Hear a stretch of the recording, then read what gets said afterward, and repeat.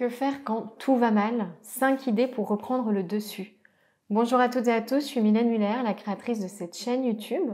Avant d'aller plus loin, si cette chaîne vous plaît, que vous n'êtes pas encore abonné, n'hésitez pas à le faire en cliquant sur le bouton adéquat juste en dessous de cette vidéo. Et puis à me laisser un petit commentaire, me partager une idée de thématique ou bien me mettre un petit like si cette vidéo vous a plu et a répondu à vos besoins. Dans cette vidéo, donc, j'aimerais aborder cette thématique, que faire quand tout va mal, et vous proposer 5 idées pour reprendre un petit peu le dessus sur cette situation difficile ou ces situations difficiles qui donnent l'impression de vous enfermer. La première chose que j'aimerais vous partager, première idée, c'est vraiment ce bouton pause. Appuyez sur le bouton pause. Je crois qu'il y a vraiment des moments clés dans la vie où il se passe des choses difficiles et pénibles et où on s'accorde un moment de pause. Il y a des moments de pause qui sont forcés. Il y a des moments de pause qu'on choisit de s'accorder et en fait, ceux-ci sont assez rares. Et j'ai noté que dans notre cheminement personnel, il y a souvent des moments clés comme cela, des moments où en fait on sort un petit peu du cercle dans lequel on se trouve enfermé et où on peut prendre un temps de recul. Bien souvent, ces moments en fait arrivent quand on a dépassé en fait le plafond du supportable et qu'on atteint on dépasse une sorte de ligne rouge où là on n'en peut plus, on est obligé de dire stop. Parfois, ces moments arrivent parce qu'on se les accorde. On a comme, je dis, un éclair de sagesse et on décide de s'accorder ces moments propices parce qu'on sent qu'on a besoin d'une pause, on a besoin de dire stop. Donc ici, vraiment, j'aimerais vous inviter à envisager cette pause. À quoi pouvez-vous dire non? Comment pouvez-vous dire stop pour vous accorder un temps de calme, un temps de retour à vous, un temps de repos? Bien sûr du repos, bien sûr du sommeil, c'est vraiment indispensable pour pouvoir reprendre le dessus. Donc essayez vraiment de voir de quelle façon vous pouvez appuyer sur ce bouton pause. Attention, vous allez peut-être être tenté de vous dire « Ah non, vraiment, il n'y a rien à quoi je puisse dire non ». Je sais qu'on a parfois cette impression quand on est enfermé dans un tourbillon d'engagement, vous pouvez toujours dire non à quelque chose. Donc essayez vraiment de faire une liste approfondie de choses auxquelles vous pouvez dire non maintenant, qui vont vous permettre de lever le pied et de vous accorder des moments de pause sans attendre d'être encore plus mal. La deuxième chose que j'aimerais vous inviter à faire, c'est vraiment de considérer autrement ce moment de crise. Parce que bien souvent, derrière les moments de crise comme cela, il y a des opportunités très fortes. Je vous ai partagé de cette idée de sortir du cercle en fait de la souffrance en disant stop à quelque chose, en réagissant. Donc ma proposition plutôt ici, c'est comment est-ce que vous pourriez voir ce moment où tout semble aller mal comme une opportunité dans votre vie. L'opportunité peut-être de faire une mise au point, l'opportunité peut-être de vous poser de vraies questions, l'opportunité peut-être de réagir pour aller dans une autre direction. Je vais vous inviter comme ça à trouver 5 façons de répondre à cette question. En quoi ce moment difficile peut devenir une opportunité pour moi? 5 façons de répondre à cette question. La troisième piste que j'aimerais vous partager ici, que faire quand tout va mal?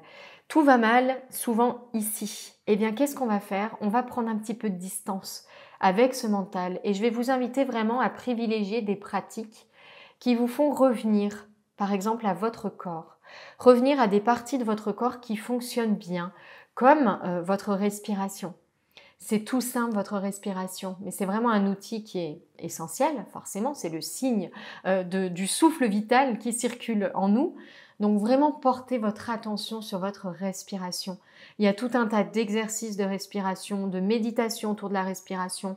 Il y a également des pratiques de cohérence cardiaque, par exemple, qui existent.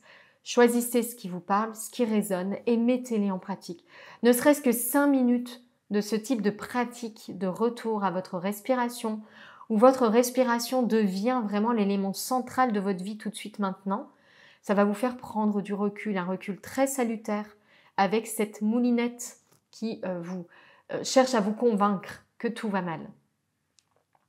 Quatrième piste que j'aimerais vous proposer, encore une fois, pour sortir de ce mental, parce que quand on est convaincu que tout va mal, quand bien même on est en vie, et que quand on y regarde bien, nos conditions de vie ne sont pas si terribles que ça, c'est qu'on est prise en fait au piège de ce mental tourbillonnant, de ces pensées qui succèdent, des émotions qui sont associées à cela, colère, peur, tristesse peut-être, L'idée ici, c'est vraiment de prendre un temps d'observation, un temps de recul, pour voir qu'au-delà de chaque pensée, au-delà de chaque émotion, il y a de la place pour quelque chose, il y a de l'espace. Il y a de l'espace et donc il y a ici une liberté, une possibilité de faire un autre choix.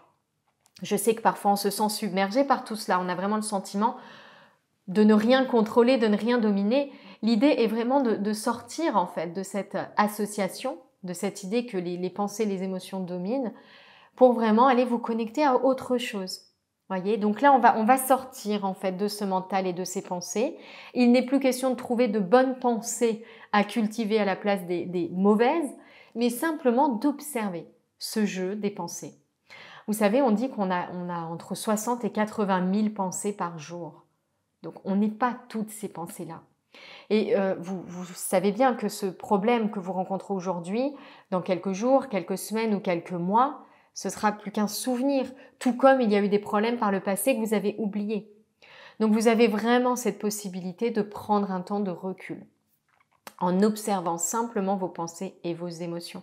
C'est ici tout l'art de la méditation qui consiste à observer ce qui se passe sans jugement, simplement pour se connecter à l'espace qu'il y a entre toutes choses, l'espace qu'il y a au-delà, à travers les choses également.